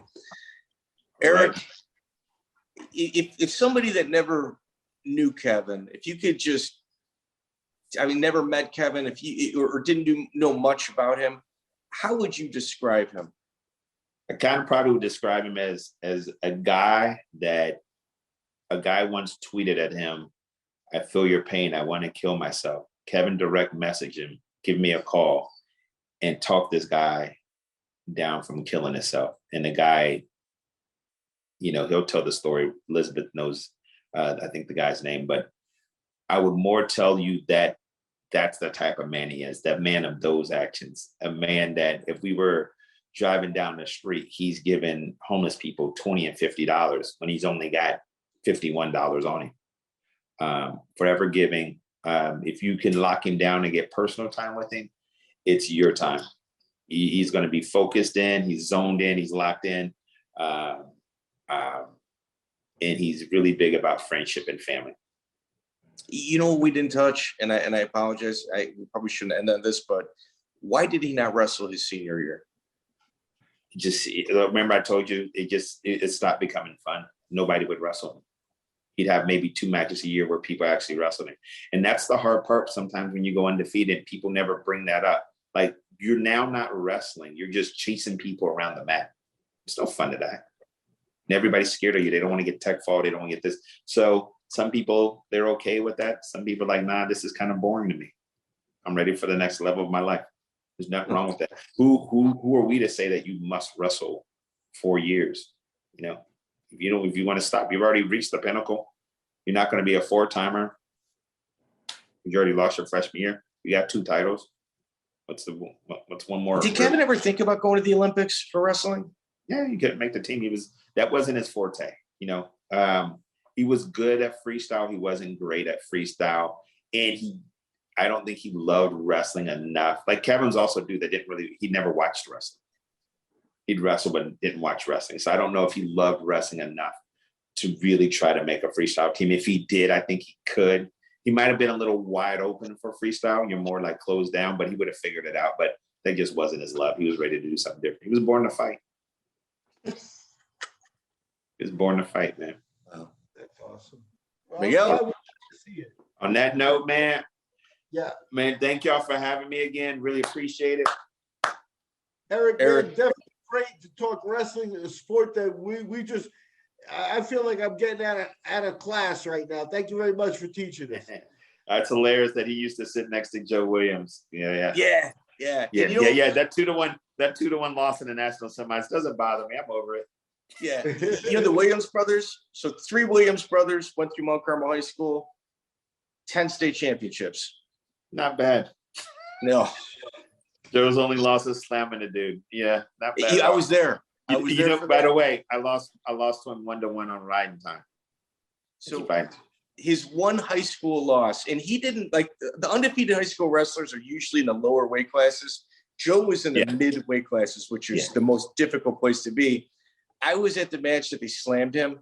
The entire team had to hold Steve back from beating up the referee. And Joe absolutely slammed the guy. He definitely did. It's kind of controversial. They say he did. Oh, he didn't really slam him. The guy faked it. Joe slammed the guy, and Steve had to be held back by an entire community of people. Yes. All right, y'all. Let me know when you put this up. Appreciate y'all, man, once again. Miguel Narati, Lights Out Podcast. That's the MMA detective, Mike Davis. And as you can see, we are with another deep dive in the books. We got Erc Smith, guy had dabbled in MMA, but he gave us a lot of Kevin Randleman information from the college days and things, and from the early days of Kevin. Kevin, rest in peace. You know, we had to do it this way with Kevin because he's no longer with us. And I think we got probably one of the best options. They really know each other really well. It was awesome. Yeah.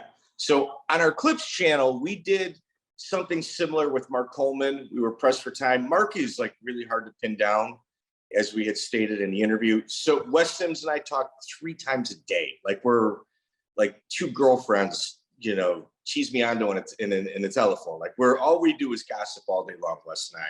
And even Wes, when I approach him with this, it's so emotional for him that while talking about it, he starts crying. So it's just, there's certain people we can get and certain people we couldn't get. If you look at Coleman, our first interview is before our first interview is his UFC title run. The second interview Miguel put up, it's not edited. I think the sound clears up at about the 20-minute mark. In essence, this was just us testing our format, and it was recorded 3-4 years ago. So it was just kind of something we threw up because we had sitting in the can. But our next interview with Mark Coleman is going to be Japan. The one after that, his return to the UFC. And when that is said and done, we'll probably review his collegiate and Olympic wrestling career. So, but with Kevin, Erc Smith came through. Yeah. You know, Eric had done a tribute with us before for Kevin around the anniversary of his death. And I knew that we had a guy that didn't get to talk, you know, that didn't get a lot of MMA people reaching out to him. Hey, I remember you know what I mean? He's been forgotten, and he's fought 2 legends. He could have maybe been one himself if he had stuck with it, the finances and stuff. But again, being with Randleman, this is about as close an insight as we're going to get, you know, to the monster. So I appreciate Eric's time. Towards the end of the interview, I feel like he had like probably his wife or a family member saying, hey, you've been going long, because he was kind of like getting antsy at the end. So I thank him and his family they gave us a lot of time. I don't think he expected to go 2 hours. So thank you, Erc Smith, another machine, a wrestling machine. Well, you got to look at it this way too. MMA what ifs. He's definitely one of them because he beat somebody that beat a world champion, you know, decisively. He had mentioned Macaco, that he fought Macaco. I didn't see that on his record. So if he beat Macaco, beats Pele, and then loses to Dan Henderson. No, I think you referred to the Macaco, like he knew about Pele from watching Pele's fight. Was that what it was? Okay, that's good. You know what? I didn't catch it. It's kind of going in and out. I'm glad you corrected me now. But if you look at people's records of like craziest first 2 fights, Joe Warren fought Chase Beebe, who was the 135-pound world WEC champ at the time, like just after his world championship. And his second fight was Uriah Faber. So it's like, in regards to toughest first 2 fights, you'd be hard-pressed to find anybody that fought 2 harder opponents than Erc Smith. And that includes Joe Warren. No, there's, you know, Coleman as the figurehead at the Hammer House put his guys through the mill. You know, if you check the archives, check out the Nick Nutter interview, folks, because he's a guy. This guy had to go to Israel without a cornerman to fight Igor Vovchanchyn. I mean, you know, after drinking all night. It's like they didn't ask for easy fights. They didn't expect easy fights. And Hammer House was the first of the guys that for a fight would show up anywhere. Everybody else, you know, wanted to know rules, money, stuff like that. Hammer House didn't really care. Erc Smith, though he didn't fight much, was right along there with them with that attitude of like, hey, you know, we're the top of the heap here. Come knock us over, you know?